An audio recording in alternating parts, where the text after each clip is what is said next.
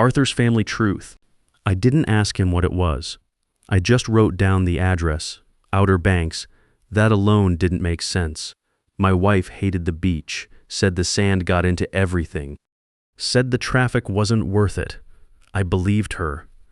I drove out the next morning, 2.5 hours. No music, no calls, just one thought repeating in my head. If his voice was shaking, then whatever was waiting for me there wasn't small. What kind of property? I asked Lawrence. A pause, just a beat too long. A beach house, he said, on the Outer Banks near Nag's Head. I didn't say anything. I just stood there, holding the phone. A beach house on the Outer Banks. That didn't make sense. She hated the beach. I didn't know it yet, but that house had been there for years, long before I ever heard about it. I drove out the next morning, 2.5 hours. No music, no calls, just trying to make it make sense. Little things started coming back to me, things I had ignored, things that didn't quite add up. I had trusted her, so I stopped asking questions. The address took me down a narrow road near the water. The house was there, fresh paint. Quiet, still, it didn't look abandoned. It looked lived in. I sat in the truck for a moment, just staring at it. Then I got out, walked up the porch steps, and used the key. I told Lawrence I'd drive out the next morning. He offered to come with me. I said no. Route 64 east from Beaufort is flat Carolina highway. Marsh grass, pine scrub, then the long bridge over the Sound. I drove the whole 2.5 hours with the radio off. I drove the whole way in silence, not angry, just trying to make it make sense. I kept coming back to the small things I'd filed away without knowing why. Little things started coming back to me, things I had ignored, things that didn't quite add up. I had trusted her, so I stopped asking questions. I kept driving. The address Lawrence gave me took me down a narrow road lined with sea oats and weathered cedar fencing to a pale green clapboard house set about 50 yards from the water. Fresh paint. Window boxes under the front windows with petunias in them. Well kept. Clearly not a vacation rental. I sat in the truck for a few minutes, just looking at it. Then I got out, walked up the porch steps, and used the key Lawrence had couriered to me the night before. The door wasn't locked. That was the first thing that felt wrong. Not abandoned, not neglected, unlocked. I pushed it open slowly, and the smell hit me first. Not dust. Not a place that had been sitting empty. Something warmer, lived in. I stepped inside and closed the door behind me without thinking. There was a coat rack by the wall. Men's jackets. 2 of them, different sizes. I didn't recognize either one. There were shoes by the door, work boots, worn, and a pair of brown leather loafers. I knew those. I had stood in a store with Carol 7 years ago while she picked those out. She told me they were a retirement gift for a colleague at the hospital. Photographs, every surface, every wall. Carol at a deck table with a glass of wine, laughing. Carol at what looked like a birthday party. Carol at a 4th of July cookout on the very porch I just walked across. And beside her, in every single frame, a man I had never seen. Somewhere around 58, weathered face, relaxed posture. He looked comfortable. He looked like a man who belonged there. I went through every room. I opened every door. The master bedroom had a men's watch on the nightstand. The second bedroom had fishing gear stacked in the corner. The kitchen was fully stocked. Groceries in the refrigerator. Recent receipts on the counter. Someone had been in this house within the last week. And on the kitchen table, I found the letter. Carol's handwriting. I'd know it anywhere after 40 years, the way she crossed her T's, the slight backward slant she never lost. It was addressed to Dennis and Alan and dated 8 months before she'd passed. 2 pages, front and back, written in blue ink on plain white paper. I read the whole thing standing at their kitchen table. Most of it I'll keep to myself, but the part that mattered was near the bottom of the first page. I've arranged things so you'll both be taken care of. The house is yours in every way that matters. When the time comes, I want Alan to have it formally. Lawrence knows what to do. Lawrence knows what to do. I folded that letter exactly the way I found it, set it back on the table. Then I sat down in one of their kitchen chairs and just stayed there for a while. I wasn't going to take the letter. I wasn't going to touch anything until I understood what I was dealing with. I drove home without stopping. Got back to Beaufort around 7 in the evening, made myself a sandwich I didn't eat, and sat at my own kitchen table until almost midnight. I didn't call anyone. I needed the night to think without other people's reactions in the room. By morning, I had three things clear in my head. First, I needed my own attorney, not Lawrence. That letter had made Lawrence's position very clear. Second, I needed a full picture of what Carol actually owned and what had been moving through accounts I didn't know about. Third, I needed to find out who Dennis and Alan were and what they'd already been promised in writing. I called Helen Fleming at 8 the next morning. I'd pulled her name from the Carteret County Bar Directory the night before. Family and estate law, 30 years in practice, local reputation for being thorough and hard to bluff. I didn't know her personally. At that point, I figured that was a feature, not a problem. I walked into her office at 2 that afternoon and laid out the whole thing. The phone call from Lawrence, the drive to Nag's Head, the photographs, the men's loafers I'd helped Carol pick out 7 years ago, the letter, all of it. Helen listened without interrupting once. When I finished, she set down her pen.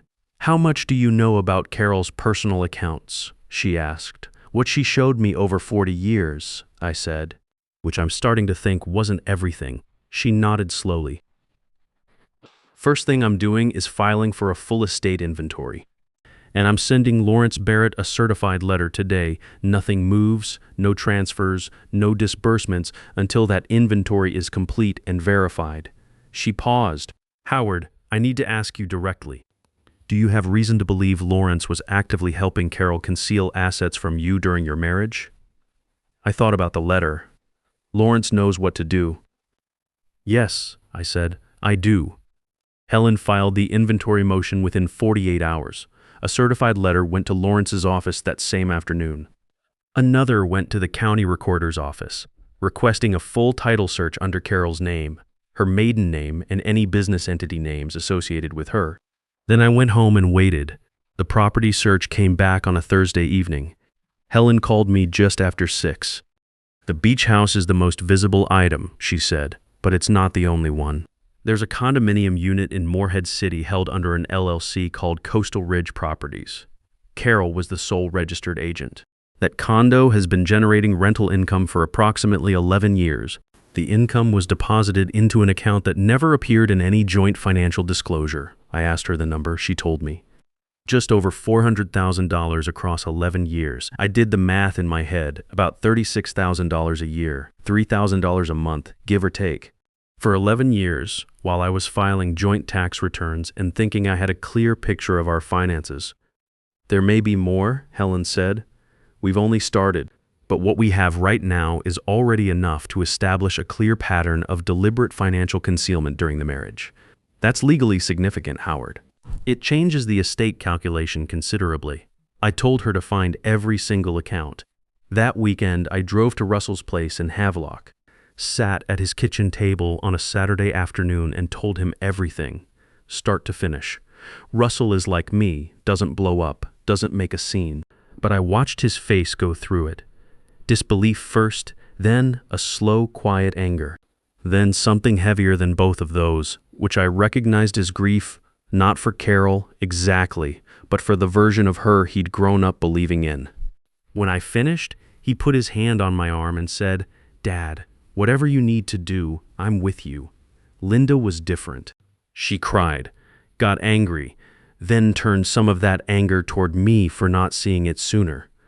I understood that.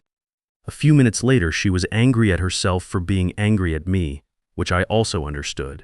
By the end of the conversation, she had her arm around my shoulders on the couch, saying, "What do we do next, Dad?" Those 4 words were worth more than I can say. I also told George Preston.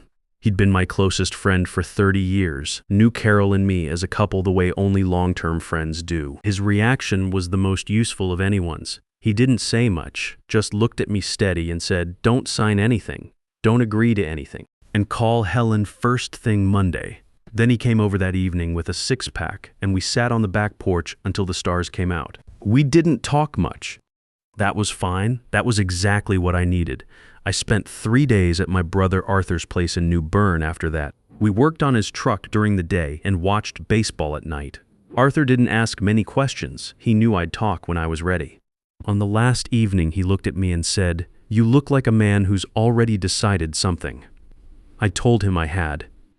He nodded and passed me the remote.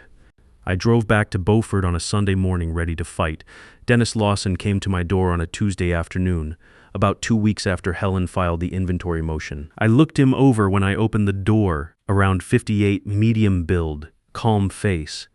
He was wearing a plain jacket and holding his car keys like he wasn't planning to stay long. There was no aggression in his posture, just a man standing on a porch trying to look reasonable. He said he wasn't there as an adversary. Said he was there as someone who had also lost Carol, and was hoping we could talk man to man, outside of attorneys and paperwork. I gave him about 60 seconds. Dennis, I said, I have legal counsel and I assume you do too. Anything about the estate goes through the attorneys. I held the door where it was. I'm sorry for your loss. I mean that. But I can't help you here. He held my eye for a moment. Something shifted in his expression, not quite anger, more like a man recalculating. Then he nodded once and walked back to his car. I closed the door, went to the kitchen, and called Helen to tell her. She filed a formal notice to opposing counsel that same afternoon. Any further direct contact with me would be treated as harassment. 3 days later, Alan called. He was 24 years old, and he was furious in the way young people get furious when something they assumed was guaranteed turns out not to be. He said they had emails, personal emails between Carol and his father going back years. The kind of thing that would be uncomfortable in a public court filing. He said my grandchildren probably wouldn't enjoy reading them. He said it would be a lot simpler for everyone if I just let this go quietly. I let him finish. Then I said, Alan, if you have documents relevant to the legal proceedings, give them to your attorney. That's what the process is for. Don't call this number again. I hung up and called Helen. She filed another notice. The calls stopped, but I'd be lying if I said none of it touched me, because it did. That night I lay in bed staring at the ceiling thinking about my grandchildren, about what a public court case would look like in a small town, about whether fighting this would cost more than it gave back. Those were real questions and I sat with them honestly. Then I thought about the letter on that kitchen table. Lawrence knows what to do. I thought about $400,000 sitting in accounts I'd never been shown, and 40 years of joint tax returns that only told half the story, and I thought about the fact that Alan's phone call was aimed directly at the thing I loved most, my family, because that was the only pressure point they had left. A weapon you can see coming is already half defeated. I made up my mind and went to sleep. The settlement offer came through Helen on a Wednesday morning, about 6 weeks before the scheduled court date. Wayne Stafford, Dennis and Alan's attorney out of a firm in Kill Devil Hills, was proposing that Dennis and Alan would relinquish their claim to the beach house in exchange for a lump sum payment from the estate and a mutual agreement that neither party would make public statements about the circumstances of Carol's double life. Pay them. Stay quiet. Everyone goes home. Helen explained the full terms. When she finished, I asked one question. Does this reflect the actual value of what was concealed from me? Not close, she said. Then we decline. There was a brief silence. Helen wasn't trying to talk me out of it. She just wanted me clear-eyed going in. Howard, if this goes to court, it becomes public record. Everything. My kids already know everything, I said. And so does George. Let's go. The hearing was set for the second Tuesday in April at the Carteret County Courthouse in Beaufort. My town. A building I'd driven past hundreds of times over 40 years without once thinking I'd be standing inside it for something like this. Helen spent 3 weeks preparing. By the time we walked into that courtroom, the evidence file was substantial. The property records showing the Nags Head Beach House, acquired in 2001 during our marriage. The Coastal Ridge Properties LLC documents, Carol listed as sole registered agent. 11 years of rental income statements from the Moorhead City condo, totaling just over $400,000, deposited into an account that had never appeared on a single joint financial disclosure. Carol's handwritten letter to Dennis and Alan, photographed during the formal estate walkthrough and entered into evidence. And Lawrence Barrett's sworn statement given after Helen filed the bar complaint, confirming he had been instructed by Carol to facilitate the transfer of the beach house outside the marital estate upon her death. Lawrence had known for years. He'd stood at Carol's funeral reception, shaken my hand, and told me Carol would have been proud of how I was holding up. I'd thanked him. I had thought about that moment a lot over the past months. I decided the most useful thing I could take from it was a permanent, clear-eyed reminder that presence in someone's life for a long time is not the same thing as loyalty. Russell sat behind me in the gallery. I'd asked Linda to stay home with the grandchildren, not because I doubted her, but because I wanted at least part of my family shielded from the proceedings if I could manage it. George Preston sat beside Russell. I didn't look back at them during the hearing, but knowing they were there steadied me in a way I hadn't expected. Dennis and Alan came in with Stafford. Dennis was dressed carefully, didn't look at me. Alan looked at me once, a look meant to unsettle, then looked away. I had seen that look before on job sites, from guys who wanted to establish something before the work started. It never worked there either. Judge Gloria Harmon took the bench. She was 60, with the quiet authority of someone who had presided over a great many estate disputes and had very little patience for theater. Stafford opened for their side. He had Carol's text messages to Dennis, several of them warm and explicit about her intentions for the house. He had an argument that the beach house had functioned as Dennis's primary residence for over 2 decades, which under certain interpretive frameworks created something resembling a domestic arrangement with legal weight. He was a competent attorney working with what he had. What he had wasn't enough. Text messages don't create title. Intention doesn't override a legal marriage. He knew that walking in, but Dennis and Alan had wanted to fight, and a lawyer's job is to fight the fight his clients choose. Then Helen stood up. Helen was methodical. That's the word I'd use. She didn't perform. She didn't raise her voice. She just walked Judge Harmon through every document, one at a time in order, like she was laying bricks. The property records, the LLC registration, the rental income statements, year by year, 11 years of them, each one deposited into an account that had never once appeared on a joint financial disclosure. She showed how Coastal Ridge Properties had been structured specifically to route income away from any paper trail that connected back to our marriage. She read the relevant section of Carol's letter into the record. Then she read Lawrence Barrett's sworn statement, the part where he confirmed he had been instructed in writing to execute the transfer of the Nags Head property outside the marital estate after Carol's death. This was not, Helen told Judge Harmon, a woman who had made informal promises to a longtime companion. This was a woman who had spent 25 years deliberately and systematically concealing marital assets from her legal husband. The beach house was not a gift. It was marital property purchased with marital income, fraudulently shielded. I watched Dennis while Helen spoke. He was very still. He had the look of a man watching something he'd built carefully come apart, piece by piece, in a room full of strangers. I didn't feel good about that. I didn't feel bad about it either. I just noted it and kept my eyes forward. Alan was different. I'd been watching him from my peripheral vision since the hearing started. Every document Helen placed before the court, I could see it register on his face, a tightening around the jaw, a shift in his posture. By the time Helen reached the rental income statements, his hands were flat on the table in front of him, pressing down. When Lawrence's statement was read into the record, Alan stood up. She promised her, he said. His voice cracked on the first word. She promised him the house. It was always going to be theirs. She has everything else. She has the whole estate, and she still wants the one thing that was actually ours. Stafford grabbed his arm immediately. Dennis said his name quietly once, with the particular tone of a man who knows it's already too late. Judge Harmon looked at Alan with complete professional stillness. "Mr. Lawson," she said, "please be seated. Your counsel will have the opportunity to respond through proper procedure." Alan sat down. He was shaking. I could see it from across the room. That was the moment I knew it was done. Not because Alan had lost his composure, though that didn't help their case, but because everything Helen had built, document by document, was sitting in that courtroom as plain fact, and there was nothing left on their side that could move it. Text messages and a dead woman's verbal promises don't override 40 years of legal marriage. They never did. Judge Harmon called a recess. In the hallway, Helen stood next to me and didn't say anything. She didn't need to.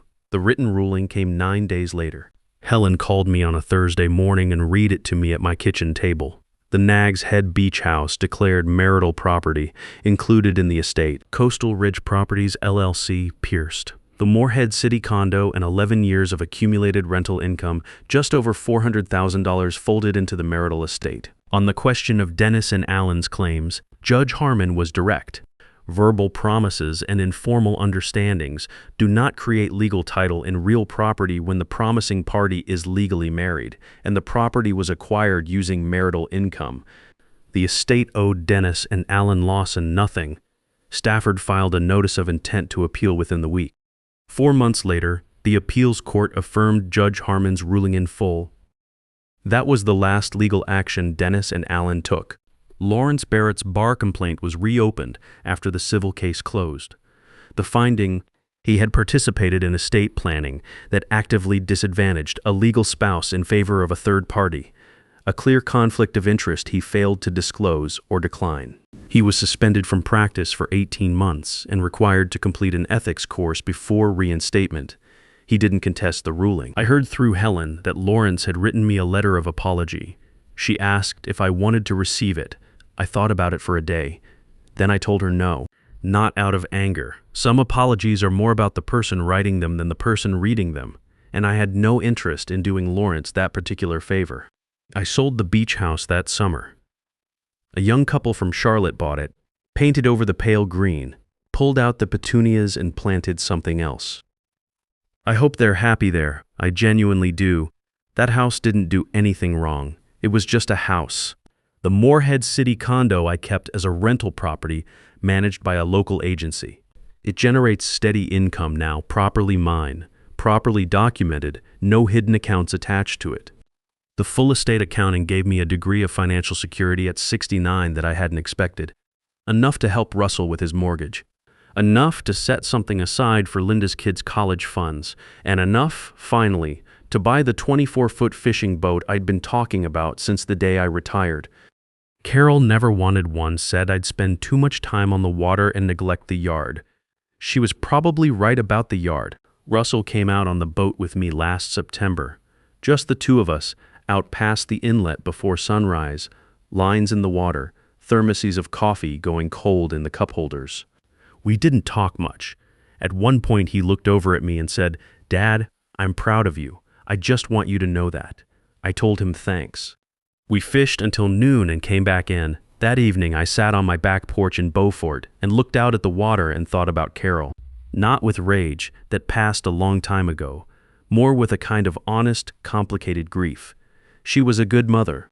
She was organized and capable, and she kept our household running for 40 years with a precision I never fully appreciated until she was gone. A lot of what we built together was real, but she also spent 25 years building something else, and she arranged, in writing, with her attorney's help, for part of what I'd worked for to disappear after she died.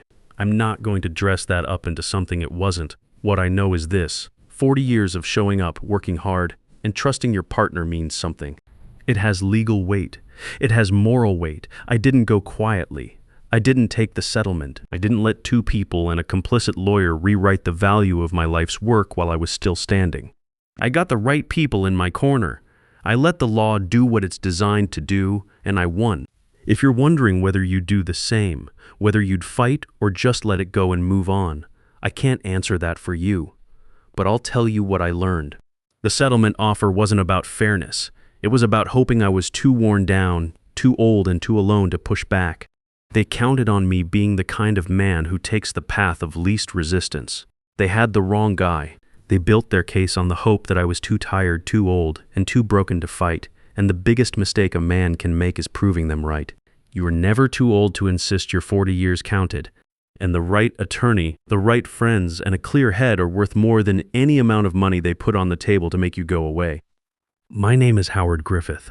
I'm 69 years old, and for the first time in a long time, I know exactly where I stand.